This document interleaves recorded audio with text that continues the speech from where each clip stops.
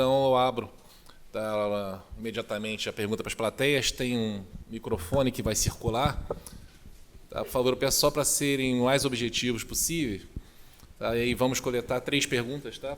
Diretamente ao doutor Carlos Eduardo. Parabéns aí pela apresentação.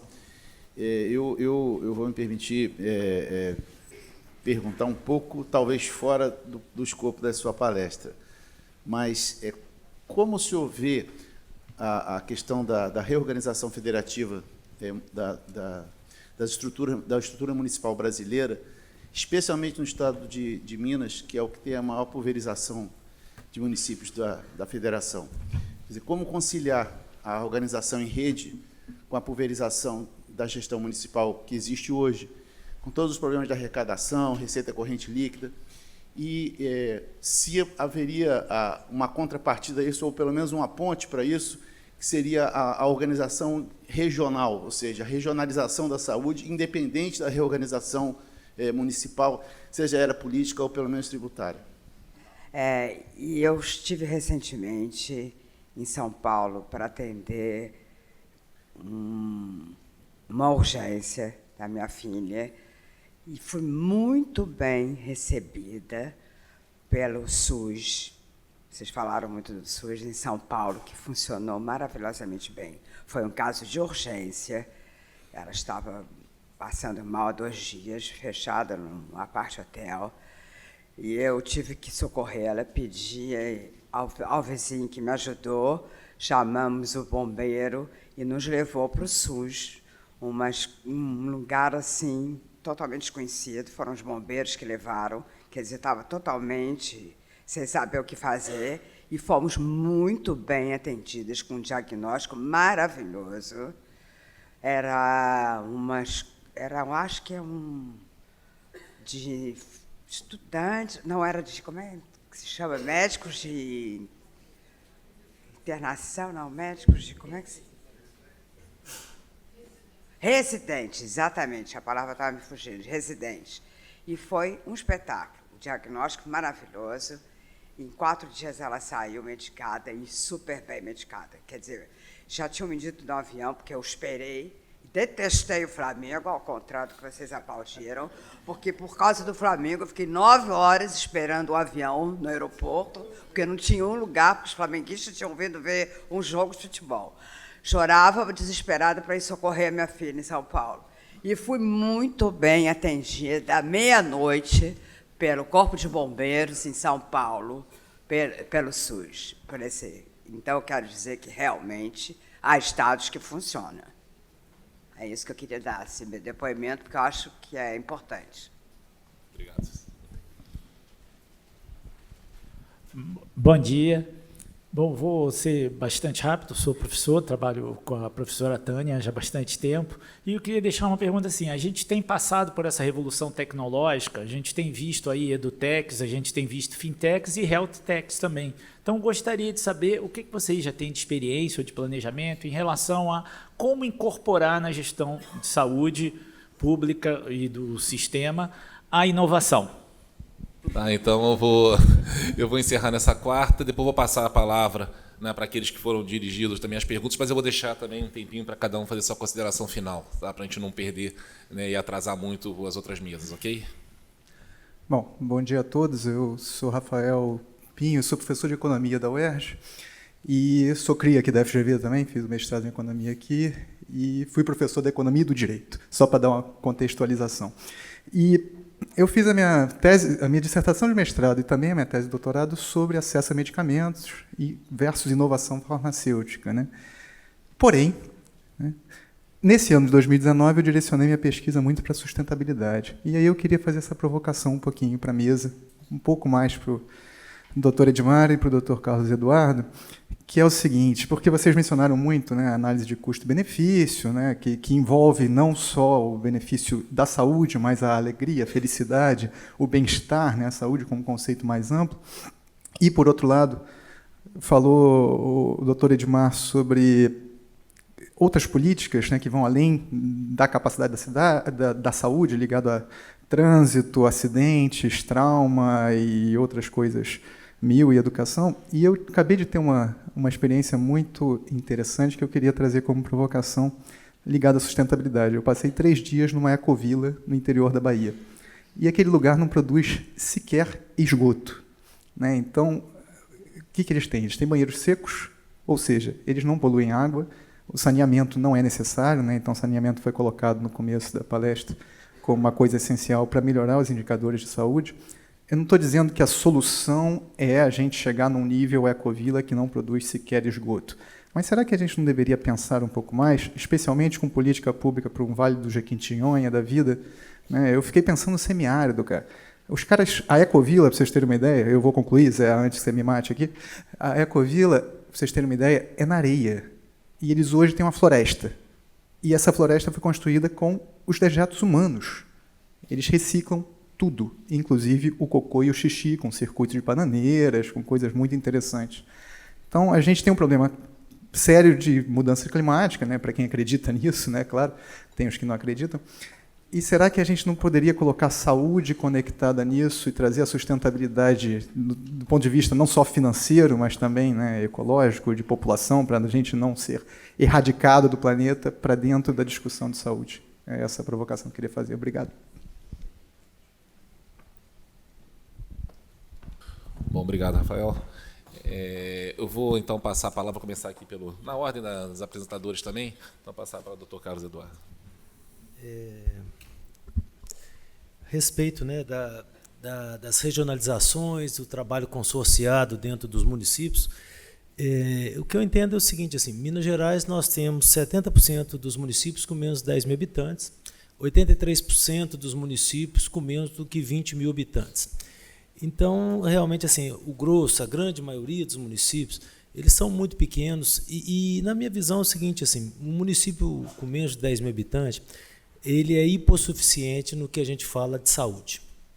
Né? Não há como nós pensarmos que ele vai ter uma gestão plena de saúde, que ele vai assumir toda a saúde, e isso faz com que, obrigatoriamente, nós venhamos a pensar em alguma forma de uma atuação consorciada, que não formal, mas que eles precisam trabalhar junto. Né? Se você for ver, por exemplo, que na atenção primária, 10 mil habitantes, nós teremos 3 ou 4 equipes de saúde da família. Se um profissional médico adoece, nós perdemos 25% da capacidade da equipe de saúde da família, ou seja, os impactos são muito grandes. Minas tem uma tradição já com consórcio. Né? Nós estamos na 9ª revisão do Programa de Desenvolvimento Regional, que seria essa parte de regionalização. Nós temos 80 consórcios de saúde lá em Minas, 13 regiões, macro-regiões que nós chamamos, e 81 micro-regiões. Nesse contexto, o que nós temos é o seguinte, a visão, que eu acho que é uma visão muito interessante que Minas tem, é que realmente uma macro-região ela tem que ser suficiente em saúde, exceto em coisas muito raras, transplante de intestino, que aí não seria uma coisa muito diferente, mas ela tem que ser suficiente. As micro-regiões, elas têm que ser suficiente do ponto de vista de média complexidade, e eu acho que isso é uma boa visão para nós mantermos. Agora, sim, eu tenho estimulado muito, eu acho que a única forma de nós termos saúde é realmente ter uma atuação consorciada dos pequenos municípios. Eles são hipossuficientes, isso é fato, eles não têm gestão nenhuma. Quem está sobre a gestão não entende de saúde, normalmente não tem informação disso, então é muito difícil nós pensarmos que eles vão conseguir caminhar nesse sentido. Uma das visões que nós temos lá é isso, assim, de uma certa forma o Estado apadrinhar esse grupo de municípios no sentido de desenvolver a gestão, ou seja, vamos reconhecer que não tem jeito de ter gestão adequada e vamos trabalhar junto e vamos somar esforços, sabe?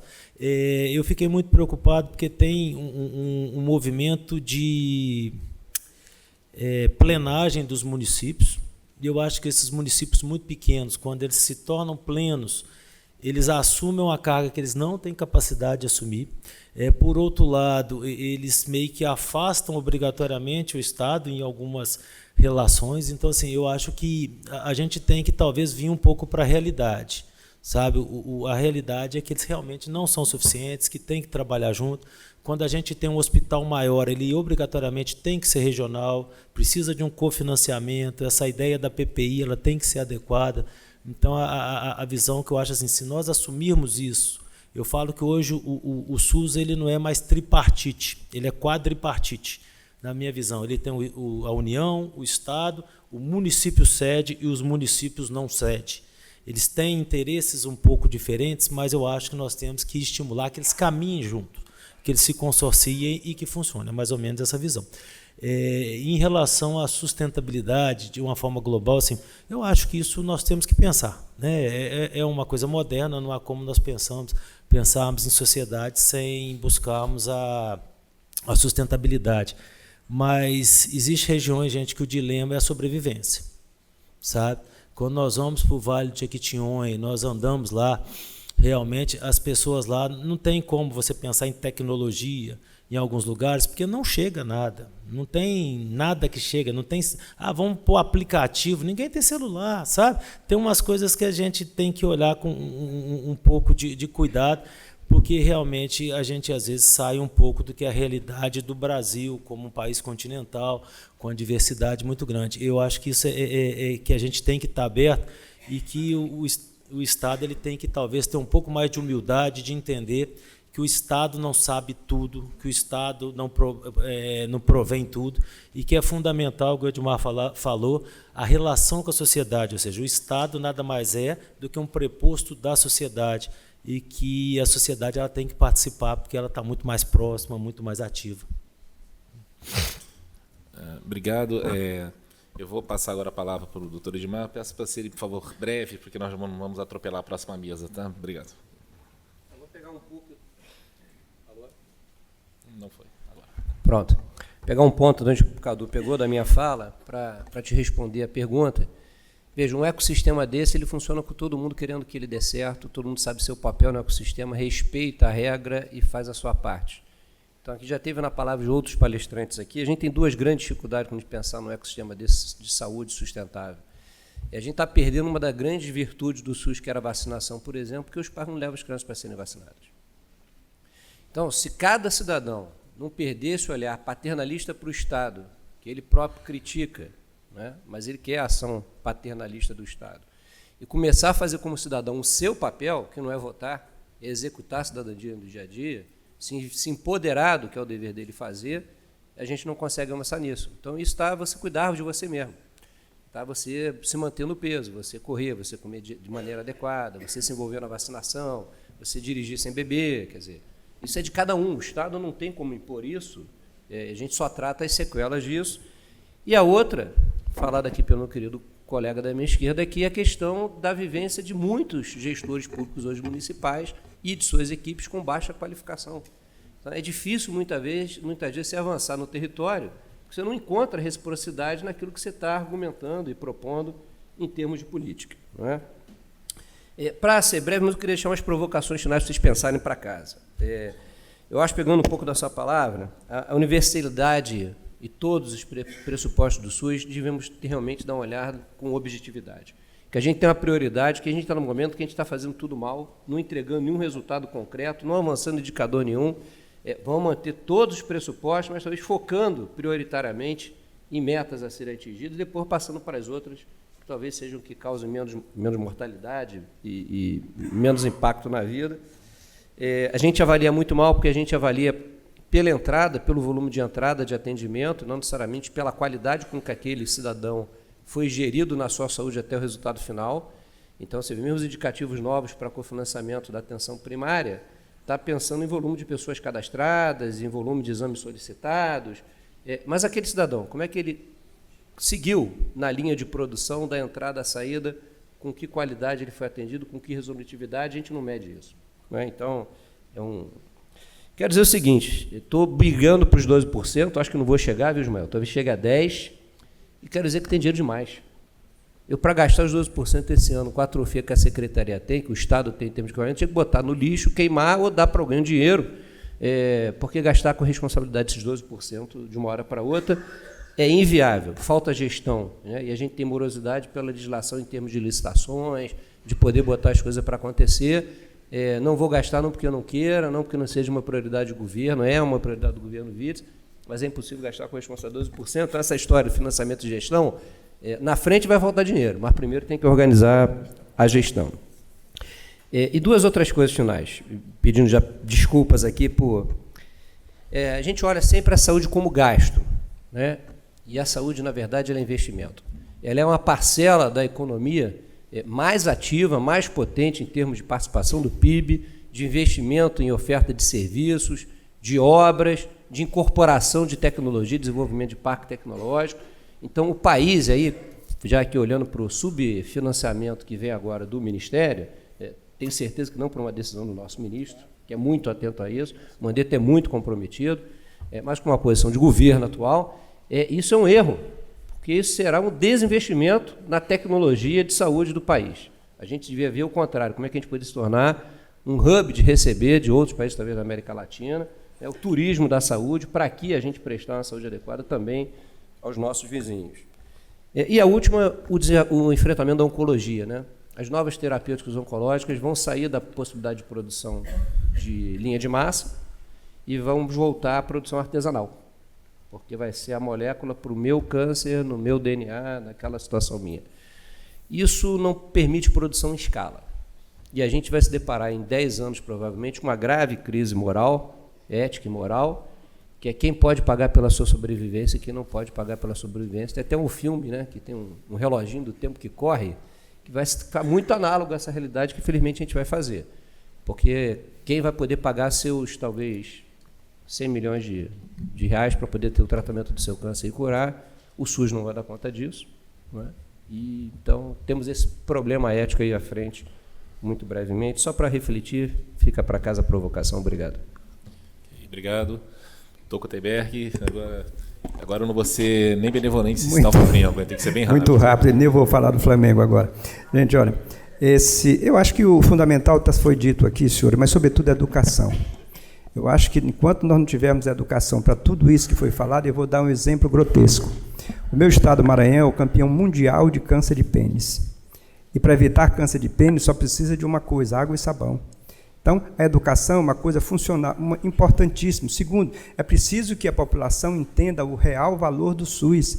Se todos os pacientes atendidos no SUS saíssem lá, quanto o SUS pagou pelo seu atendimento, ele daria mais valor a esse sistema de saúde. E eu sou uma pessoa realmente que admiro muito o SUS, aliás, o SUS é sonho de consumo de muitos outros países, e entendo que essa reunião aqui, as experiências exitosas têm que ser traçadas. No Brasil tem cidades que têm 100% de atendimento na atenção básica, não é isso? Então a gente precisa trocar essas ideias aqui para que a gente possa realmente progredir. O consórcio é fundamental, não vejo como foi dito aqui, que cidades pequenas possam realmente sozinhas conseguir alguma coisa. Apesar de tudo, professor Edmar, a procissão das ambulâncias continua. A procissão das ambulâncias, quer dizer, dos municípios pequenos, continuam a mandar tudo. Eu digo que São Luís ele é o mar onde recebe todos os rios, quer dizer, tudo se concentra lá. Quase 60% dos atendimentos nos pronto-socorro de São Luís são de municípios que teriam obrigação, pactuados, que teriam a obrigação de fazer. E os não pacteados, como não tem uma central de custo de compensação desses custos, você fica sem receber e fica no prejuízo. Então, eu deixo aqui a minha esperança, realmente, a minha força, para que a gente juntos possamos encontrar sugestões. Agora, é evidente, todas essas sugestões, isso depende de uma coisa chamada força política maior. Os senhores secretários aqui, eles são instrumentos, fabricantes de ideias, que levam essas ideias ao gestor maior, quem tem receita e despesa, e, na verdade, ele que é o comandante, ele que tem realmente a capacidade de promover essas mudanças que a sociedade tanto precisa. Obrigado, doutor Gutenberg. Doutor Ismael, por favor. Bom, eu vou até só a pergunta do professor Eduardo, né, que foi aqui, não foi mencionada, em relação às health techs. A nossa experiência, eu trouxe isso para dentro da Secretaria de Saúde, não só o que está pulverizado aí do privado, fica mais ou menos a 20 metros da minha sala, assim, segue no corredor, mas a gente deu o direcionamento, né? Os 3 pilares da nossa gestão são esses, nós estamos perdendo dinheiro nisso, nós precisamos otimizar isso. Baseado nisso, traga soluções focadas nesses pontos que a gente priorizou. Porque não dá para ficar essas startups, health techs, surge a todo momento e parece que é um eterno brainstorm, né? E a gente tem aplicativo de tudo quanto é coisa. Você cadastra uma vez no aplicativo, você fica com ele 15 minutos no celular e deleta. Então, assim, a gente precisa ter foco quando se trata de saúde, né? E eu lembro muito de uma frase de Steve Jobs, né? Que é foco é saber dizer não. Então, às vezes, quando ele vem com alguma coisa que está fugindo daquele tripé que a gente estabeleceu, fala, agora não. Lógico, você tem que fazer isso com muito jeito para não desestimular a criatividade. Mas, por exemplo, nós estávamos perdendo muito dinheiro no faturamento das IHs do hospital. Então, foi criado um sisteminha nosso lá mesmo que monitora em tempo real esse faturamento. Então, se eu abrir em tempo real, eu sei quanto que está perdendo hoje, como eu tenho 90 dias para correr atrás desse dinheiro, a gente starta plano de ação para correr atrás dessa verba. A gente estava com dificuldade de, às vezes, tendo ociosidade em hospitais e paciente morrendo na fila. Então, criamos um que também, em tempo real, auxilia a regulação, disponibilizando o tempo que o leito foi vagado e o tempo que ele está ficando vago, né? Outro é a questão de dados fidedignos. Criamos um outro sisteminha chamado Argos, que nada mais é que um robô que puxa de todos os sistemas do Ministério da Saúde as informações do indivíduo, numa linha do tempo, de quando ele nasce até quando morre. Então, começa, aí vem Sinan, Sinasc e tudo mais, então chupa tudo isso. E ontem a gente conseguiu uma reunião com o diretor do DataSUS, ele me abrir um pouco mais os dados para a gente puxar isso. Então, eu acho que health techs, essas startups todas, elas são fundamentais para nos auxiliar, mas a gente precisa dar o direcionamento, o foco, né? Cortar as ilações e focar de fato no resultado para ter ganho com tudo isso. Porque senão fica uma eterna sala de videogame, que é legal, mas não é sustentável. Bom, obrigado. Eu agradeço a todos os participantes aqui da mesa. Tá? Então, eu convido a professora Tânia aqui e agradeço mais uma vez aos participantes. Obrigado.